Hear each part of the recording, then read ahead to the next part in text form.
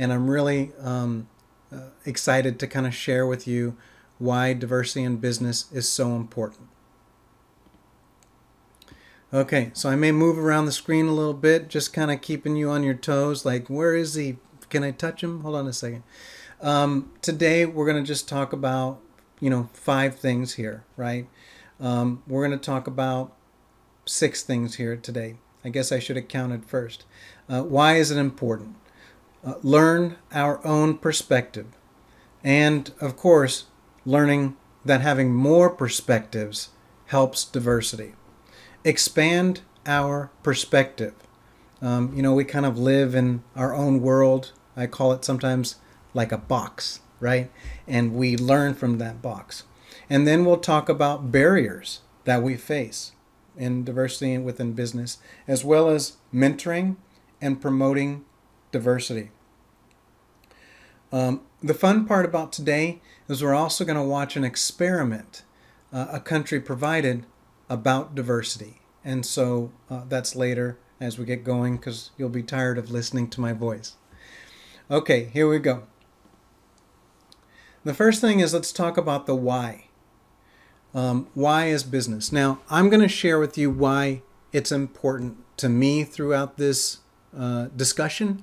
I'm going to share with you first why it's important to these businesses. And for instance, you see on the screen here that the key benefits of workplace diversity is from a Fortune 500 company, Procter & Gamble. And the CEO there said, a diverse organization will outthink and outperform organizations every single time. Through this survey that they had taken, which you're going to see more about this study as we discuss, they shared that 85% of large global enterprise believe that diversity is crucial to fostering innovation. And we're going to come back to this one in another couple of slides. 79% of executives in those companies believe that diversity initiatives have had a positive effect on their company culture. And company culture is so important. Everybody knows Apple. If you know Apple, raise your hand, right? Raise your hand. Okay, you know Apple, right. Apple is known for its company culture. As you may have heard, it is an industry leader. And so company culture is important to many of the successful businesses that you know. 83% of executives agree that a diverse workforce improves their company's ability to capture and retain a diverse client base. And here's the deal. If you have a diverse client base, you have more clients. And that's the key here. We're talking about businesses love diversity because they get more clients. Even in the bottom note here with the dollar figure, 15 times of an increase in sales when a company has a diverse background. So this is a significant business need to have diversity within it. That's why from the business executives, you're going to hear as I talk reasons for me as well, and hopefully then reasons for you also. Okay, so when we talk about diversity in business, we have to talk about perspectives, right? Because here's the deal. Many times we start our lives and we only see what's within our world. And as our example today, I kind of call that like I'm in my boxed world, right? So we start out with our perspective, our box, and we really only see the way others think if we get outside of our box, right? And so we can see their perspective. So for instance, here's my perspective, right? My perspective is, my experience as a child, my experience in high school, my experience from the sports, right? And at that time of my life, that was my perspective. It's not very broad. It's not very big. I only know those things. And so we're going to use a different example besides just what my experience is. In this example, we're going to take the farmer's opinion about the lack of rain. Here's the 2 pictures you see on the sides, and I'm going to go this side, right? So this farmer over here believes something different than this farmer over here. One farmer remembers more rain, and the other farmer remembers not enough rain. Maybe, for instance, the farmer that believes there's not enough rain, they're from Arizona or California where it doesn't rain a lot. Whereas the other farmer with the wetsuit over here, that farmer actually says, man, it rains all the time. I can guarantee you that farmer is from Washington. Okay.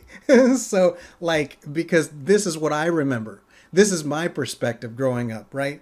That from Bellevue, Washington, since high school, that my perspective is there's sometimes too much rain. So obviously this farmer would not agree with me, right? And in my example, in Bellevue with too much rain, we know that from November to February, we kind of hibernate. We only go out in the rain if we have to. And then, we try not to take umbrellas. We know that if, they're not from Washington, they're going to have umbrellas. Listen, that's my perspective. Why is that important? Because a lot of times we believe our own perspective is the right perspective. That's the exact opposite of what we think in business. That's the exact opposite. Matter of fact, in this example, we want to make sure we know that my perspective is not correct or not incorrect. It's just my own perspective. And so it doesn't mean I'm right. What the business wants is to have all perspectives represented, because then with all perspectives represented, they can address the market with more market people. Like I said on the last slide, the more perspectives, the better, the more business that we are able to achieve. So in this example with the farmers, listen, business wants my perspective. They want the perspective of the farmer with too much rain. They want the perspective of the farmer with who feels there's not enough rain, because all three of those perspectives give them the ability to sell or promote or focus on something that helps all three of us, not just one group, not just the group that feels it rains too much, and not just the group that feels it doesn't rain enough. Businesses want to address all perspectives. So in this example, we know that our most important thing is to learn our own perspective and know that that's just one perspective, but it doesn't mean we are right. It just means that that's our opinion. That's how we feel. So here's the deal. How do we expand our perspective, right? You're like, okay, well, Tony, you grew up in Bellevue and you went to Newport High School in Factoria and, you did sports out there, but how can you break out of this box, this world that you live in, and gain an understanding of other people's perspective? Like, for instance, one of the, farmers felt there was a lack of rain and the other farmer felt that there was too much rain, right? How do we get in that? Well, one way is in our everyday life, right? Because in our everyday life, we can expand our perspective, and by expanding it, then we'll have two things that we accomplish. We will see a bigger picture of things. That's the first thing. Our picture expands. And then the second thing is we will understand others and how they feel and why their perspective is important. And remember, just like I'm not correct because of my perspective, they're not correct because of their perspective. It's just that that's our own opinion and our perspective about things. We want all of that. But again, it gives us those two, big picture and being able to understand people's perspective. Now, I put this from 2 slides ago, the global enterprises, right? 85%.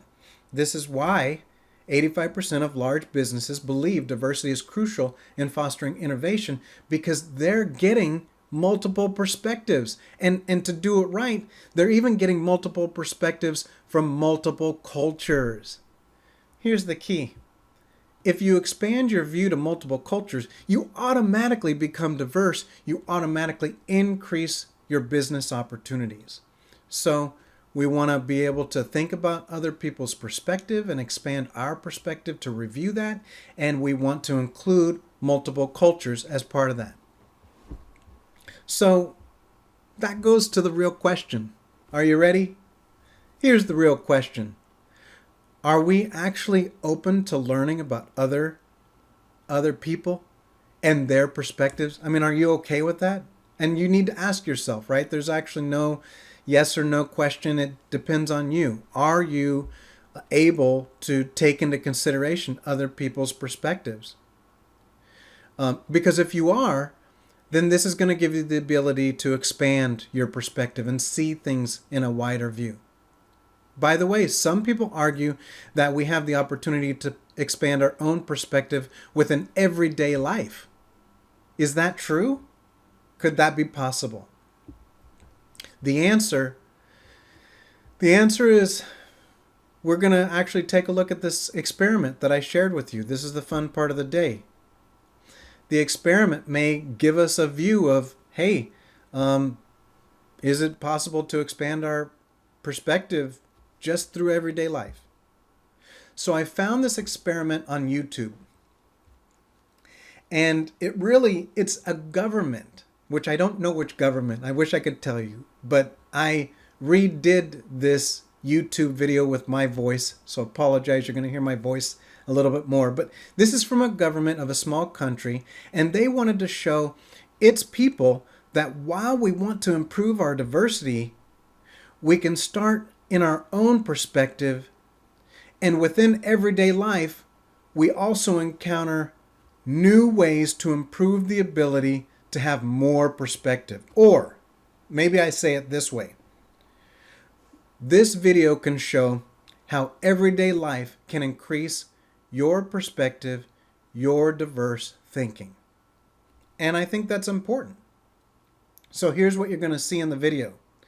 You're going to see that people start out in their own perspectives. I call it boxes, okay? And boxes is really just an analogy for our own perspective. And so you're going to see how they start out in these boxes. And then you're going to see through some questions how people can maybe expand their perspective because of things that just happen in our life. Now, please remember, the boxes analogy is just about perspectives. So let's watch and see if you feel that everyday life can build more perspective for you as well. Okay, are you guys ready? Give me a thumbs up. You guys good? All right, good. I'm just making sure you guys are still awake because listen, if you see me falling asleep too, man, you better ping me. Okay, here we go. I'm going to click on the next video.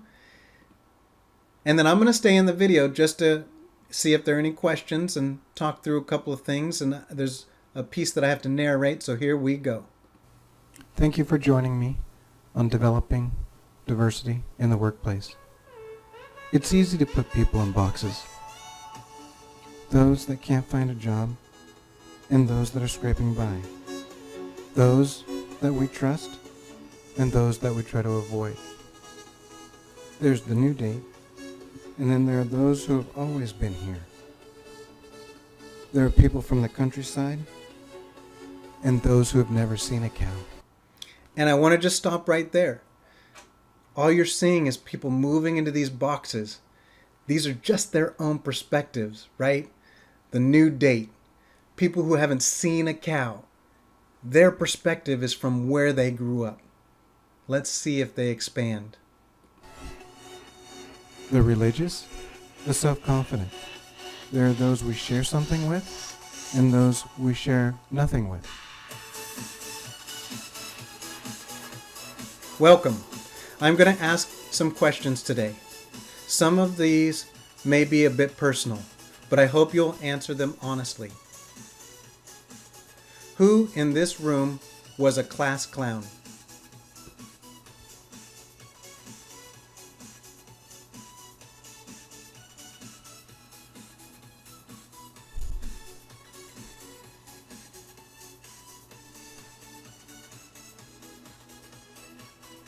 Okay. Who are step parents?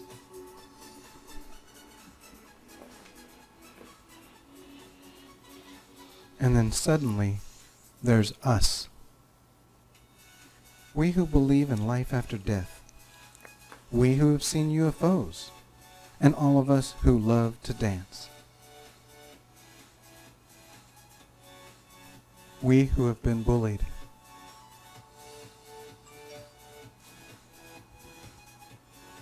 And we who have bullied others.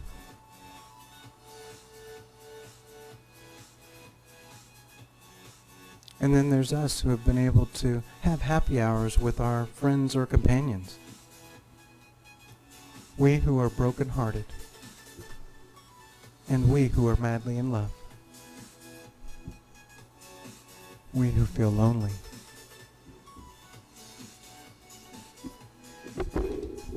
And we the ones who stand alone even when it's right and tough. Anybody ever done that? And we who acknowledge the courage in others. We who have found the meaning of life. And we who have saved lives. And then there's all of us. No boxes.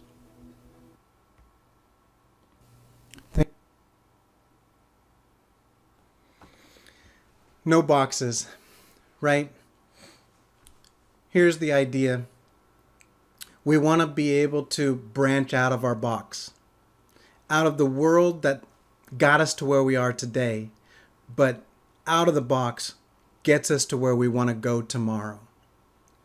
No boxes is a good example of how we start in life, but due to where we work, where we spend time, or when we spend time with others, these activities allow us to break out of our boxes. This enables the broader perspective. Now, once you open your mind to someone else's perspective, you may also find barriers that cause delays in moving forward, right? Because, life is not perfect. When I was in business, there were challenges, and we're going to talk about them here in a second, but there are barriers. You're going to face them. And at first, this type of resistance is like when I was in high school, this was related to maybe a teacher that does not believe in me, but gave special privileges to others. Or maybe for me, it was a student or a peer that feels they weren't treating me very well, but I see how they treat others. And there's many reasons why that happens. It may not matter what the reason is. But in business, you're going to find the same things. Sometimes it may be a little harder. People talk a little better. But you will feel the resistance and you'll know it when you cross it. I know I'm an African American. I don't know. Can you guys tell that I'm African American? Okay, good. Well, here's the deal. I moved to England and I lived in a place that was not very diverse. And I went to go visit a client site. I was the customer services manager. I brought 2 people with me on one side, left and right. There's and as part of that, there was a manager on the other side, and that manager would not look at me, even though I set up the meeting and I had in my digital signature that I was the manager and I'm bringing my staff so we can review what's going on. That manager literally sat directly in front of me across the table and would only look at my people to the right and left. Now, I could be upset. I could feel the resistance, right?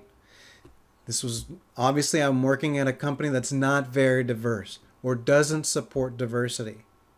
And I still got through with it. That's the thing. You have to know what to look for when you run into barriers in business, and you have to know that it won't stop you from accomplishing your goals. So I simply turned to the right and to the left and I said, okay, here's the answer. Can you share that with everybody? And I used a relay system. And it took us twice as long, but we got everything done that we were supposed to get done. Another example, Before I went to England, I was in New Jersey. I worked for McAfee.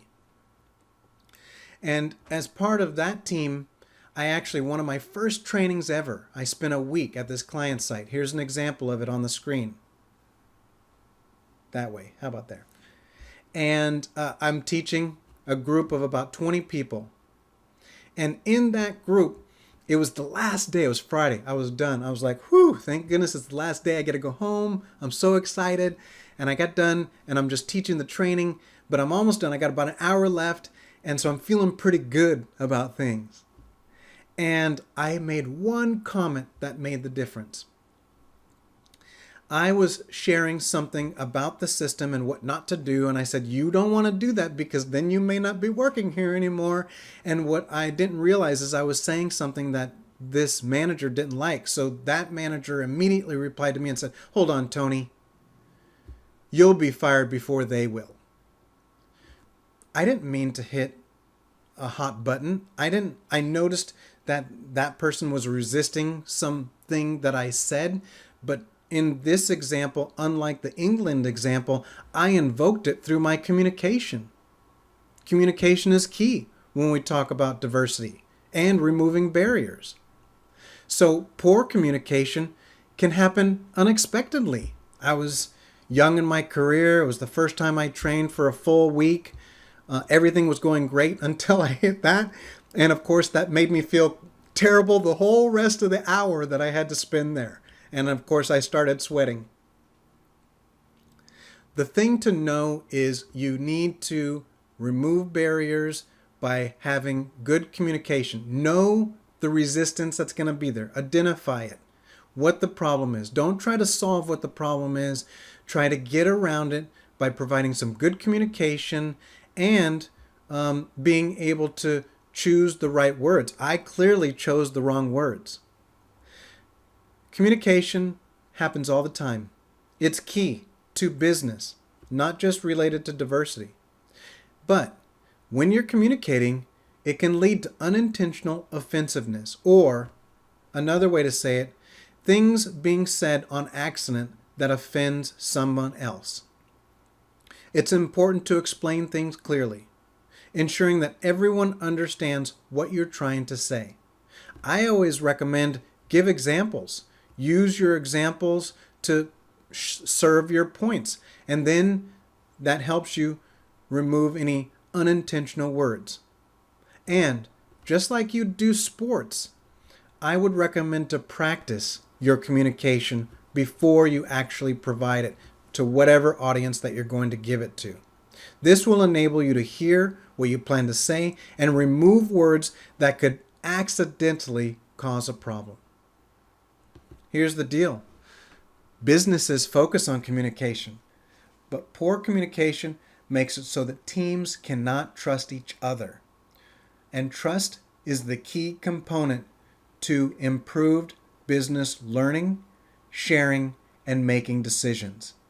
So choose your words wisely, identify your resistance, and use communication in a strategic manner that is successful for you.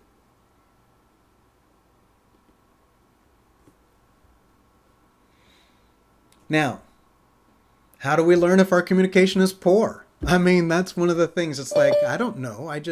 I may not know if the communication is good or bad. And that's when, if you don't know which words to use and, what communication to provide, that's when you get a mentor. Now, in business, a good mentor can help you become good at your work, learn new skills, develop greater confidence, and make better decisions for your overall career development. And I've used mentors quite a lot, whether it's in a group scenario of mentors or whether I'm in a one-on-one. Barbara Johnson is one of my mentors. She lives here in Washington now, but I met her when she was in Colorado. And I moved out there to start with an international tech support. I got promoted to the international consultant before Barbara promoted me to the director of international for technology. I'm a techie. I don't know if you could tell that at the very beginning, based on the fact that I couldn't get my stuff to work, but I am. When she saw situations, Barbara, my mentor, she would tell me they weren't working. She would alert me to the problem. What she wouldn't do is tell me how to do it. What I recall about her mentoring me, she allowed me to make mistakes. She allowed me to make decisions, and she then gave advice. When she saw situations that would not work well, she alerted me to the problem that was coming up that I didn't see was about to happen. And here's what I remember about one of the stories. I recall I got in an argument with a business partner. And during that time, I, of course, thought I was right because I was looking at my own perspective, right? And so during that time, she actually helped me see from the partner's perspective. She said, okay, Tony, don't worry about, I understand why you feel this way, but let me just talk from the business partner and how they see it and their perspective. And when I saw the different perspective, I immediately knew I needed to change something in myself, because that's why perspectives are important. I wasn't right and they weren't wrong. I just wasn't seeing their perspective. I had another mentor, Carla Corcoran. She's in this program with Washington Business Week. She's been a speaker here for a long time, and matter of fact, she'll be at the University of Puget Sound, our next event. And I actually met her accidentally. I got hired somewhere, and my boss that was hired was replaced by her. By the way, I was really bummed about this because, you get hired by somebody, right? And then somebody else takes over. You're like, oh my gosh, I got to start all over again and convince them that I'm really good at what I do. But nonetheless, that's what happened. She took over. And so she had a similar style to Barbara, except for I started with her a little different. See, in the situation that she had just hopped into managing me, I had mutiny on the bounty with my team. I had only been with the company for a few months, and the team had all complained to her that I was making them work too hard. Now, if I recall correctly, I didn't even know this was occurring. I just knew that when I manage people, I try to balance the work equally. I've found that if I don't balance the work equally as a manager, that then some people work really hard and some people don't work very hard. And the people that are working hard are jealous of the people that aren't working hard. And the people that aren't working hard they've got a really easy life, right? So I learned to make things as equal as possible. Balance the workload based on the number of resources that are available. Well, when they complained and they all went and talked with Carla, Carla had to reach out and set up meetings with them all and kind of figure out what was going on. And of course, she didn't know me. At the time, she didn't know me. Today, though, I've worked for her 3 times and she continues to be my mentor. At that time, she didn't know me. She got a crash course on learning who I was.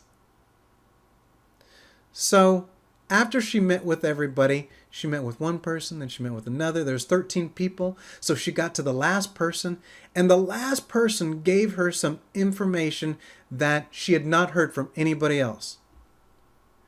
The last person shared exactly what was going on, which was the team had it easy with the last manager. The last manager did not balance the load at all. The last manager did most of the work for the team.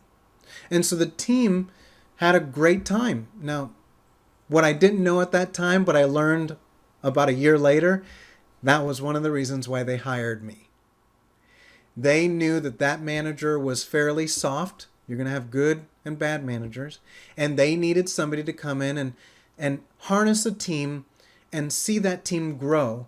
And what was happening with the manager doing most of the work, the team wasn't growing at all. And so Carla learned from one employee, the last one that she interviewed, that the previous manager caused this problem. Luckily, she said she got back with me. She had a meeting with me. She told me all this stuff, which I didn't even know what was going on. And she said, and the last person said this, so Tony, go clean up your team. And she gave me the autonomy to make the changes I needed, to get the support, to have the team work the way it's supposed to, which everybody is supposed to balance the load together. Here's the thing about both of those examples of mentors. Both gave me support. They didn't just get on me because they heard things.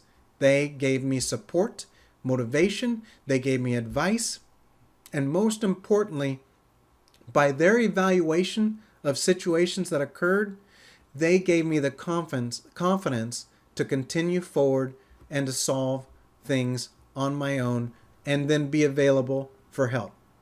It is because of those two mentors that I'm here to share this with you today.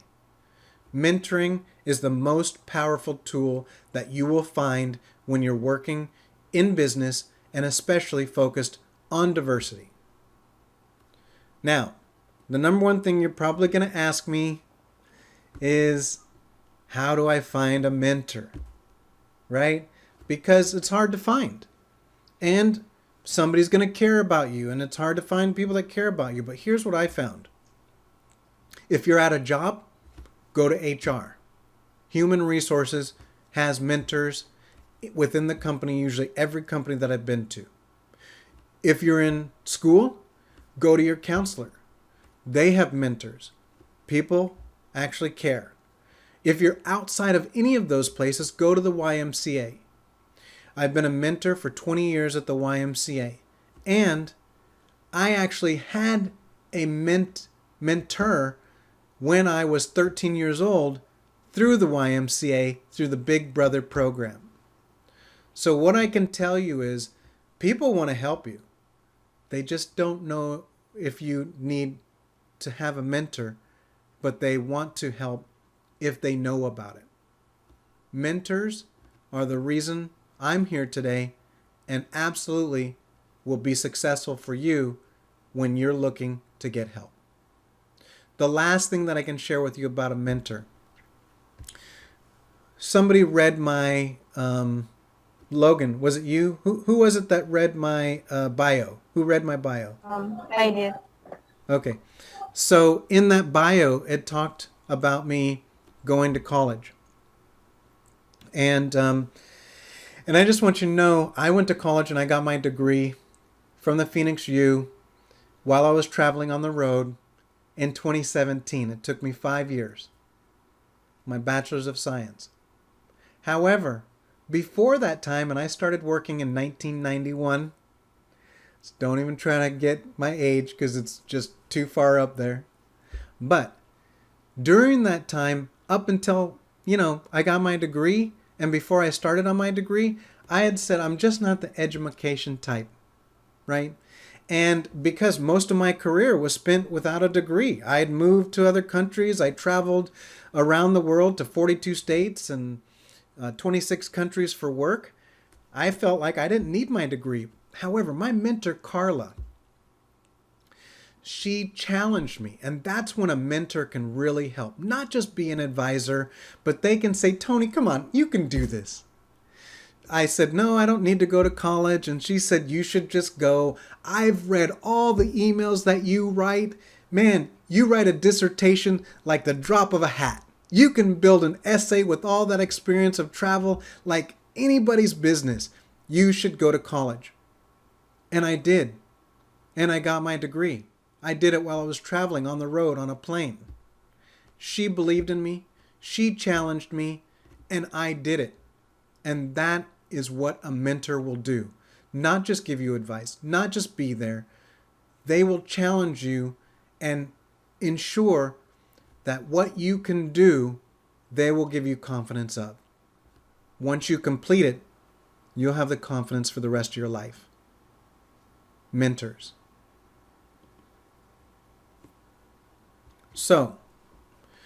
We talked about mentors. Now let's talk about promoting diversity, because that's really key here. Being able to promote diversity, understanding what is important. I like Forbes. Forbes is a magazine, an American business magazine owned by the Forbes family. It publishes 8 times a year, and it features articles in finance, industry, investing, and marketing topics.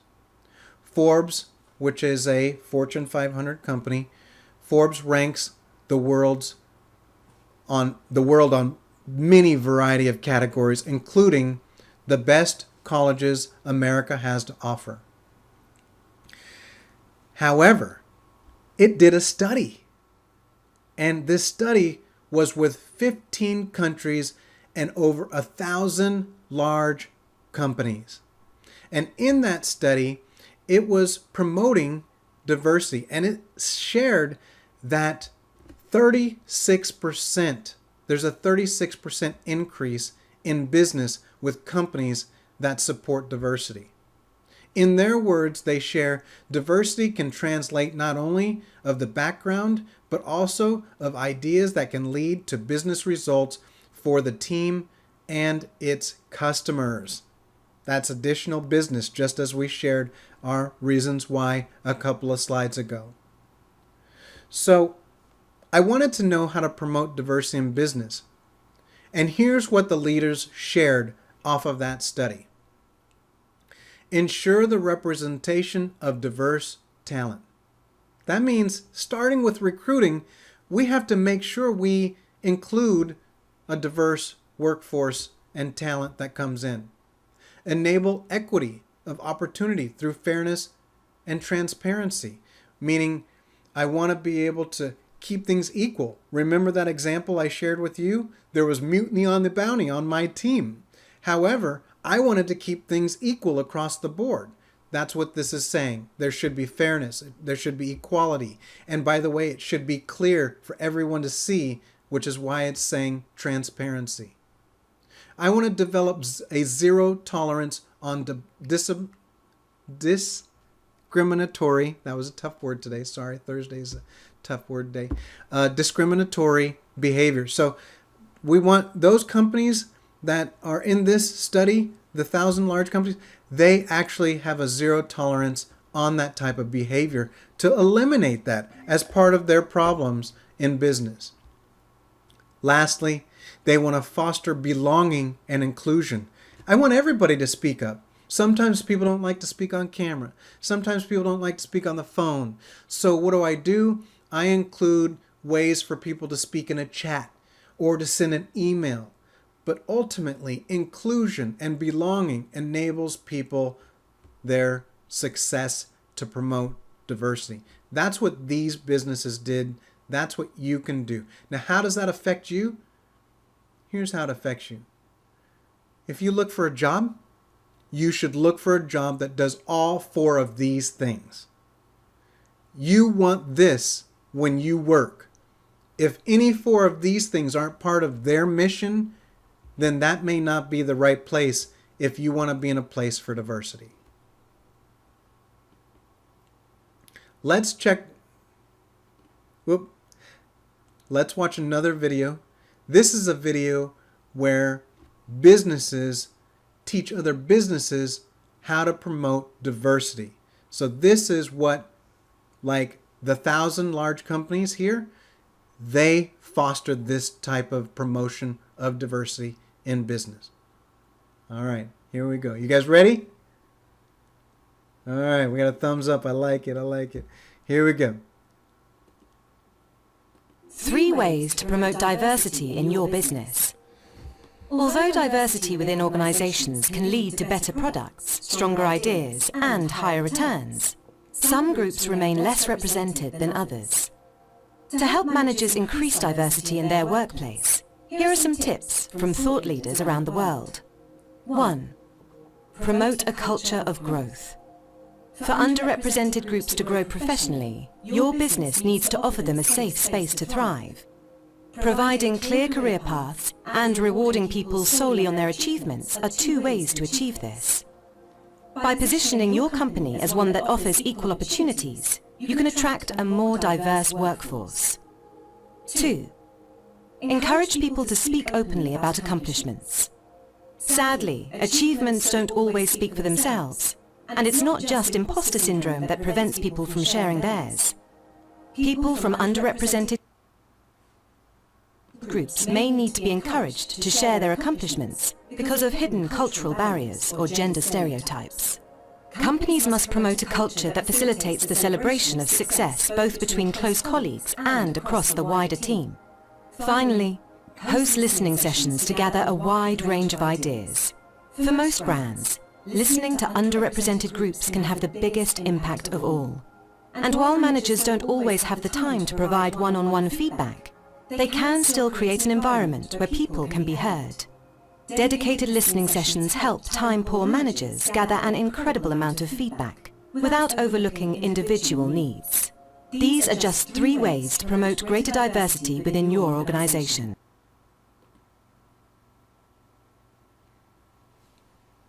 All right. How was that? Not bad? Okay. I wanted you to see what leaders are talking about, right? And because here's the thing. You're going to work for somebody. That's what's going to be important. Remember, I told you my mentors. My second one, Carla, right? I worked for her 3 times. I learned, and you'll learn as you take your direction, whether you go to college, go to trade school, whether you go right into the workforce, whatever that path may be. Very exciting. As part of that, you may find what I find, which is to get to the right place, I may actually need to look at the leader of that company. That's what I did. And in the middle of my career, instead of just finding a job that was the perfect job for me, I started looking at who's the leader of that company. And by the way, one of the reasons why I've worked for Carla 3 times is because I wanted to follow her. She promoted me. She mentored me. She was looking out for my best interest and making sure that when opportunities came up, she helped push me along. And remember, at the very end, she even challenged me as part of that. So instead of just looking for a job now, I look for who am I going to be working for? And that becomes a criteria of importance.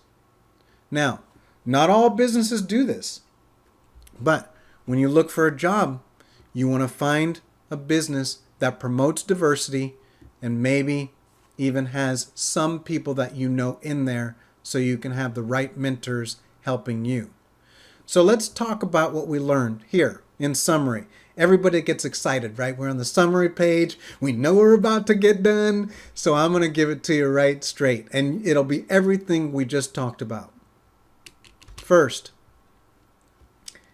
get out of your box, okay? I know you have your own perspective, and a lot of times we think that perspective is the only perspective, but once you get out of your box and you see other people's perspective and you put yourself in their shoes, then you're gonna widen and broaden your view. Then you're gonna see a longer distance and more things and be accepting to them. Listen, if you expect other people to be diverse, then it's got to start with you. So you jump out of your own box, out of your own environment, and learn others. Maybe be a volunteer in a community, but find a way. Number 2, expand your perspective by being involved in life. You heard that life sometimes expands your expectations simply by doing other things, right? We used that example about getting out of the box where, who was the class clown? And you saw there were tons of people that were the class clown, but they weren't the same boxes that they started with. Or who's a step parent? And they're now in a group by themselves. It's just us now, not in our own perspectives. We're in a broader perspective. So expand your perspective, get involved with life, whether that's school, sports, YMCA. It could be a local interest group or something for other cultures, maybe a different language. Expand your perspective. Number 3, let's just call it what it is. Know that you're going to hit barriers. This is just going to happen. Expect it. Don't be surprised. Don't let it disappoint you. Barriers are going to be everywhere you turn. You have to find a way to jump over it, to go around it, and not to let it stop you. Ask for help if you don't know how to get over the barrier. Help is always around. A lot of times we get afraid to ask for help. Number 4. Maybe that help can be finding a mentor, right? A mentor is the perfect help that you may need. Having a mentor can help your life, can help your career, but most importantly, can enable you to see further, gain more perspective than you do have on your own. Remember, a mentor will help you see further and faster, but also guide you in the right direction, but also enabling you to have confidence in your decisions every step of the way. And number 5. Okay, you guys ready? Last, promote diversity. At least where you can. Sometimes you can't promote diversity, but when you can, promote it. When you start working, find job opportunities that have that promote diversity themselves, and you want to be part of that culture. Do your research. Here's the thing. You could just say, I just don't have it, or you could do research. In today's world, listen, I used the newspaper to find jobs when I first started working, but you guys can go right online. You know, there's lots of discussions about companies. There's lots of social media that shares with you exactly what it is that company is about. So do your research. Find out what's about within that company that you want to work for. And then ask questions on the interview. Don't be afraid to ask questions. Questions on the interview such as, how does your company promote diversity? You can simply ask that directly and listen to what they say. By the way, then you can compare that with what we just talked about. But again, ask those questions. Maybe another question is being able to verify that this company encourages people to speak openly and that they support inclusion. That's another question that you can use, and I think that's important. Listen, when people are included, everybody as a group, regardless of any other factor, you know that your voice can be heard. As you get further in your career, you may stop looking for the perfect job. You may start looking for jobs where the culture fits your need, where your mentor may be. Most importantly, doing the research to find out that information gets you into a level of success in business and with a company that supports diversity. Okay, so that's all I had. The 5 things. A few different discussion points. I do see there's a couple of extra minutes here just in case if anybody wants to, ask questions or